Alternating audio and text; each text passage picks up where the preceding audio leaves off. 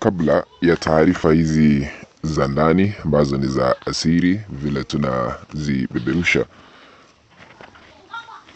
kutoka hapa Mbeya, ikiwa hauja subscribe, naomba uchukue sekunde moja tu, bonyeza patoni ya subscribe, washa kengele ili kuendelea kupata taarifa hizi kemkem kila wakati. Cha muhimu cha kuzingatia, yeyote ambaye anatazama hii kanda ya Tanzania ITV, bonyeza alama ya like. Kila mmoja na asante, barikiwa. Karibu. Kwa kusema ukweli, rais ambaye tuko naye hapa Tanzania ni mjanja. Rais ambaye tuko naye hapa Tanzania yuna madharau. Kivipi? Ripoti ya Judge Ichande iliweza kuwasilishwa siku ya Alhamisi tarehe 23 mwezi wa 4 mwaka huu wa 2026.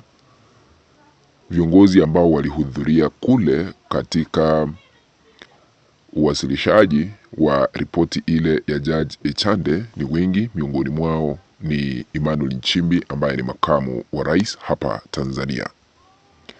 Cha kushangaza, licha ya ripoti hiyo kuwasilishwa kwa Watanzania, Samia Suluhu Hassan hakuruhusu makamu wake Emmanuel Nchimbi hata kutuma salamu licha ya kuhudhuria mkutano huo wa Judge Ichande.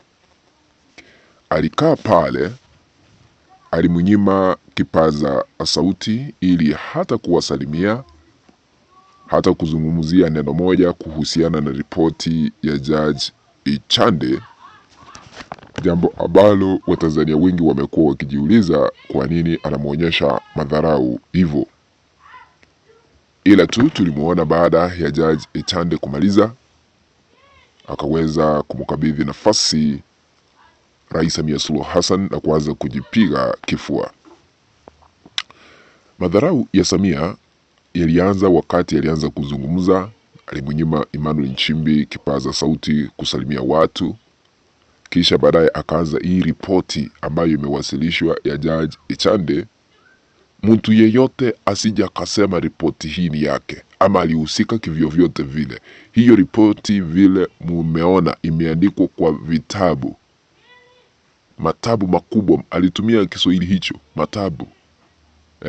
Vitabu zile ambazo zilikuwa zimeandikwa hiyo ripoti ni zangu mimi mwenyewe, Samia, rais wa Tanzania, wala sio mwanasiasa, wala sio kiongozi yeyote. Alikuwa anamlenga Samia, alikuwa anamlenga Emmanuel Nchimbi, kwamba Emmanuel Nchimbi hawezi kushirikishwa ama hakushiriki katika ripoti ile na hastahili kupewa credit ama kipaumbele kwa wale ambao waliweza kuchangia kuwasilishwa kwa ile ripoti, ila tu anataka Samia peke yake aweze kusema yeye ndiye aliweza kuchangia na kutoa msaada wa mambo ya yale ambayo yaliandikwa katika ripoti ile.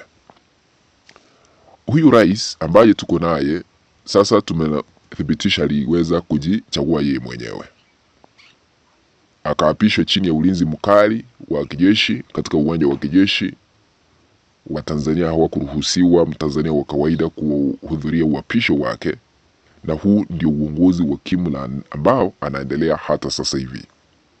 Aliweza kujipiga kifua na kusema ya kwamba mataifa mengine watu wache, sisi ndio tunaelewa mambo ya Tanzania, tutaijenga sisi wenyewe, sisi ndio tunajua penye tumeangukia na tunajua penye tunasimamia. Rais ambaye yuko na kiburi, uongozi wa kimla, lakini siku moja utamfikisha mwisho. Unajua kiburi hiki ndicho kiliweza kuchangia siku moja akauliza wazungu, wakati waliuliza mambo ya mauaji, wakaanza kusema who are you, akaanza kuwauliza who are you questioning Tanzanians. Baada ya wiki moja tukaona bunge la seneti la Marekani wakisimamisha misaada yote, wakasema hawawezi kutuma misaada hapa Tanzania kufadhili udhalimu. Kidogo kidogo Canada ikajiondoa kutuma misaada hapa Tanzania. Kidogo kidogo Uswidi, ukipenda Sweden, ikatangaza hawawezi kutuma misaada hapa Tanzania. Kidogo kidogo bunge la Ulaya likasema hamna taifa ambalo litatuma ufadhili katika taifa la Tanzania.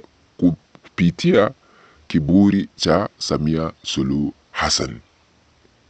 Sasa anaendelea kutezeka, anateseka kwa sababu anaanza kupandisha kodi, Watanzania wanalipishwa ili apate pesa. Amejaribu lakini imeshindikana. Ameuza hifadhi ya Ngorongoro, ameanza kuuza vitu zetu hapa Tanzania. Hifadhi hiyo imeenda, hata ukifika pale country code inabadilika, inakuwa ya Falme za Kiarabu, United Emirates, kwa sababu hana popote pa kushikilia apate hela za kuendesha taifa letu la Tanzania. Kisha baadaye kuna ufisadi ambao umejaa katika serikali yake, alafu anasema hamna hatua yoyote inachukuliwa, ile tu hatua ni ile ya kuwaibisha wale ambao wasimamizi wa taasisi kubwa kubwa za serikali, ili waweze kupata aibu kwamba wameiba. Mataifa mengine ukihusika katika ufisadi unakujiwa, unanyongwa, lakini yeye anakuibisha tu kwa jina. Huyu Samia ni kiongozi ambaye yu na madharau makubwa kwa viongozi wengine, na Watanzania haoni sisi ndio anaongoza hapa Tanzania. Machafuko yalishuhudiwa, ripoti ile ikamsafisha, ikasema ni watu 518 ambao waliweza kuangamia, zaidi ya watu 10,000 waliweza kuangamia. Ndio maana ushahidi ukafichwa baada ya miili mingi kuzikwa katika makaburi ya halaiki. Vile tuliweza kuona picha ambazo zilikuwa zinasambazwa katika mitandao ya kijamii na kupitia vyombo vya habari, haswa CNN ilionyesha hayo yote yakishuhudiwa hapa Tanzania. Anampiga vita Emmanuel Nchimbi kwa sababu anatazamia kuwa rais na hatakuwa rais. Amekataa kutetea mambo ya mauaji vile Samia anataka, ndio maana wamekosana. Sababu ya kwanza ni kwa sababu ya siasa za mwaka 2030, kwa sababu Nchimbi anataka kuwania kiti cha urais. Pili, udini.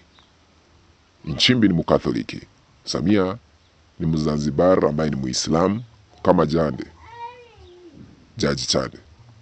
Sasa mambo ya udini yameleta shida. Tuliona Waislamu wakitishia watakatana vichwa wale ambao wanataka kumuondoa mamlakani Samia Suluhu Hassan.